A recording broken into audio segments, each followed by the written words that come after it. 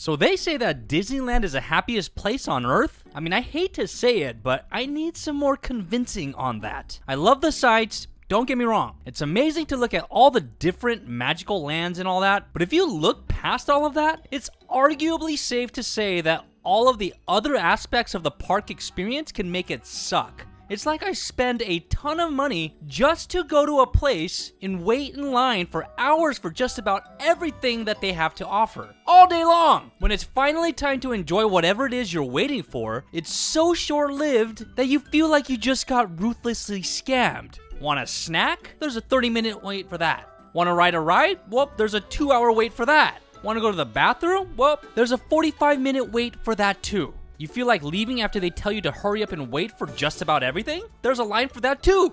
I get super excited because it's supposed to be the happiest place on earth, and by the end of the night, I am convinced that it's possibly the crappiest place on earth. Okay, maybe not that bad, but it's just not that enjoyable. I just recently went after a long hiatus, so let me tell you how the experience was, and tell me I'm not crazy for thinking that it sucked. I couldn't sleep the night before because of the anticipation of getting there. The night before, I spent all night on Discord with my 2 friends that were planning on coming with me. We planned the whole thing out for hour. We were going to charge in there with a plan, and we were going to make sure we got our money's worth. We decided we'd get there early as possible so we could get the best parking spot, and get in early enough to give us time to ride as many rides as possible. The following morning, we met up and carpooled to begin the trek to the happiest place on earth. But once we get there, there's already 300,000 people waiting in line just to get in. The craziest part was that this was a line to get into the damn parking lot. A line just for parking. And to make things worse, after waiting 45 minutes in line just to get into the parking lot, they charge you $35 to park. What? I already dropped a small fortune and my inheritance just to get into the park and budget for some merch and food, and now you're telling me I gotta pay another $35 to leave my car over a mile away from the entrance? Anyway, it took an hour and a half just to get to the parking spot at the top of the parking structure before we could even start our day. The very first plan of getting a sweet parking spot already failed right out the gate. Once we parked, we needed to walk all the way down the parking structure and to the tram where there was another massive line. Come on! The only options you have at this point are to 1. Wait in line to get cavity searched by security, to then wait in a second line to get on a tram that will shuttle you to the front entrance of the park, or 2. Walk nearly a mile on foot in the blistering sun just to wait in line to get cavity searched by security to get into the outside shopping area of the main parks, which is still about a half-mile walk away from the main entrance to the parks. Either way, you're waiting in line to get cavity searched by security, and you gotta choose between walking a mile to the park or waiting in line to get on the tram to save yourself from walking. At this point, I'm thinking, what the hell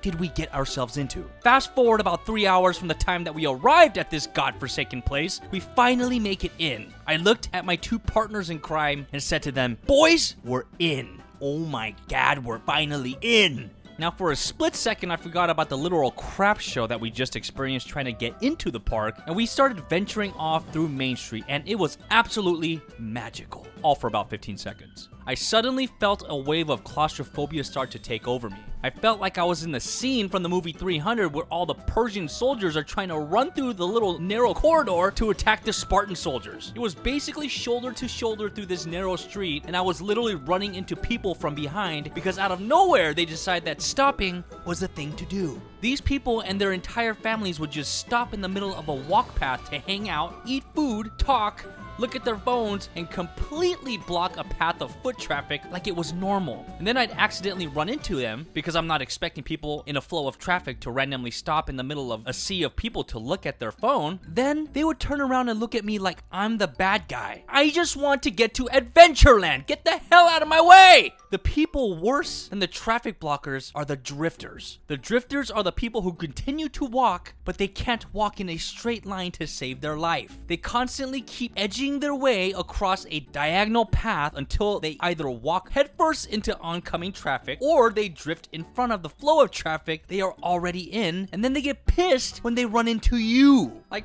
come on! You're the dingleberry that can't walk right or be aware of your surroundings. How is it my fault that I keep walking straight and you drifted into my path without realizing you hit me? And I'm the a-hole.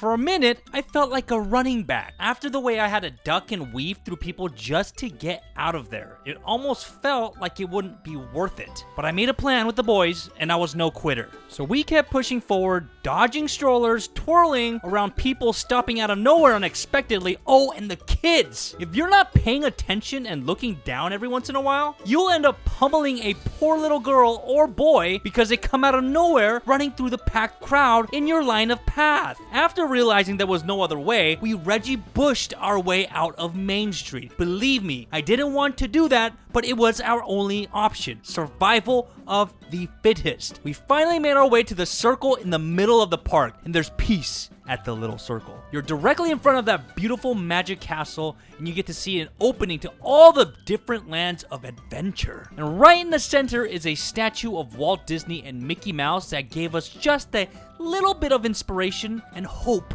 we needed to keep our spirits up after such a horrendously stressful morning. We barely made it into the park and were already feeling like we had fought through an epic battle for some reason. We decided to make a left turn and head towards the wondrous Adventureland. The first ride we planned for was Indiana Jones. It ended up taking us about 4 hours to get to the entrance of the line of the first ride, but I mean, oh well, we were finally doing it. We walk up to Indiana Jones, sweating profusely, and looked at the wait time, and I couldn't believe my eyes.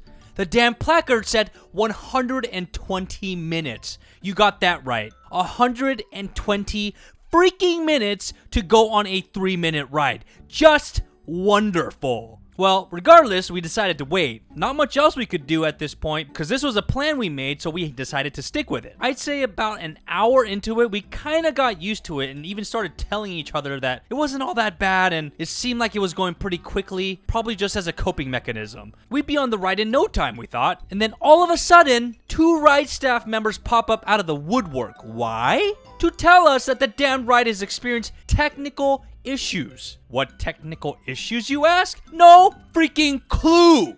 They just said that we're all welcome to wait, but they couldn't tell us how long it would be. I was just about ready to strangle them. We waited about another 20 minutes and the line didn't move an inch, so we bailed. A full hour of waiting in a line just to bail. What an absolute waste of time that was. I really hated the thought of bailing on a ride we waited an hour for, but we had already lost 5 hours at this point and had so much more to do and see, we just called it. I couldn't help but think that with our luck, those 2 clowns would pop back up in 5 seconds after we left talking about, oh, the ride is good to go now, which is probably exactly what happened. It's like Mickey Mouse was monitoring all the cameras and making sure to troll us our entire trip so far. I could see it now. The stupid rat would be phoning in all the employees like, okay, they're walking in now and heading towards Adventureland. Let's see what ride they choose and make sure to shut it down. After they've been waiting for 45 minutes. Ha! That'll show them. I hate those guys. At this point, I'm flabbergasted and I don't even know what to do with myself. The plan seemed worthless, so we decided to just wing the damn thing because the plan was failing miserably. This continued all day long. We eventually did get to go on a few rides, but we defaulted to whatever had the shortest wait time. But even then, it was still like 45 minutes. All of which were in Fantasyland, which are basically all little kiddie rides that go like 1 mile an hour. Yep, 3 grown men all sitting on Peter Pan, Mr. Toad, Snow White, and don't forget, Pinocchio's Daring Journey. They were all kind of the same. You get on this tiny little rinky-dink cart and go through doors that take you on a quick ride that portrays a movie or story. I mean, the visuals are pretty cool, I guess, but if you're looking for thrills, you won't find it. I could Flintstones the cart faster than how fast these were programmed to go. We ended up just walking around everywhere, just talking, people watching. We lost all hope in getting on the good rides without spending even more money for lightning passes. Wait, what's that? What are lightning passes, you ask? Let me tell you about this little scheme that the little rat Mickey and friends decided to conjure up. Lightning passes are basically a way to pay your way out of a line. You see, Disney probably realized that the longer people were in the lines, the less money they were spending on other things like food and merch. So what could be a solution to long wait times? A system designed for people to return at a certain time to hop right on the ride. What a great idea, right? The guest doesn't have to wait in line and Disney ups their probability of a guest spending more money walking around the parks. It's a win-win. But wait a second, that's not going to work. Why? Because screw the guest, Mickey has to keep the shareholders happy and earnings high. So, in true Disney fashion, to hell at the guests. Let's charge for this wonderful convenience of line cutting. And you know what? All the guests ate that crap up. People buy these line cutting passes like hotcakes. It's crazy. The other unfortunate part of these lightning passes is that they get full-on priority over the regular standby peasant line. I'm serious. The ride attendants will let like 1,000 lightning lane guests for every 2 standby lane guests. This, of course, turns a 45-minute wait time into something closer to 2 hours. Welcome to the happiest place on earth. People at Disneyland are quite the sight though, so it was interesting watching people in their element. I've never seen so many Disney adults that were more excited about Disneyland than their own kids were. We had full-grown adults dressed up like Jedi Knights, princesses in the casual look of glitter bomb of Disney merch exploding. I'm serious. Some of these adults were wearing Disney merch that could easily total well over $500 from head to foot. Couples would dress up with matching hats, ears, t-shirts, sweaters, jackets, pants, shorts, socks, even Mickey Crocs and jewelry. Head to foot, dripped out. And merch runs anywhere from like $30 to over $80 for just one piece. These guys were literal Mickey ballers. Towards the end of the night though, we decided to try and catch one more ride before we left. Pirates of the Caribbean was a walk-on because of some show that was going on right in front of it. It was about 10:30 p.m. or so at the time, and all we had done was walk about 15 miles, ate a couple of churros and turkey legs, and rode maybe 8 kiddie rides. We got on, we were pretty excited about this one though. The ride literally starts off and makes you feel like you're in the movie. We get through the first little drop and then all of a sudden,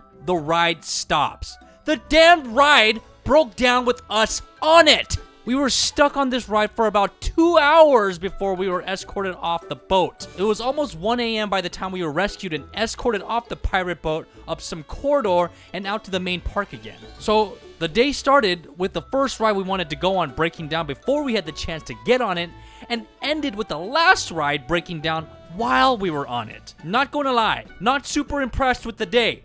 I've had better. And for the money, my goodness. I'm not knocking it. If you love it, I mean, have at it. I'm just saying that after an experience like that, I'm probably good for a hot minute.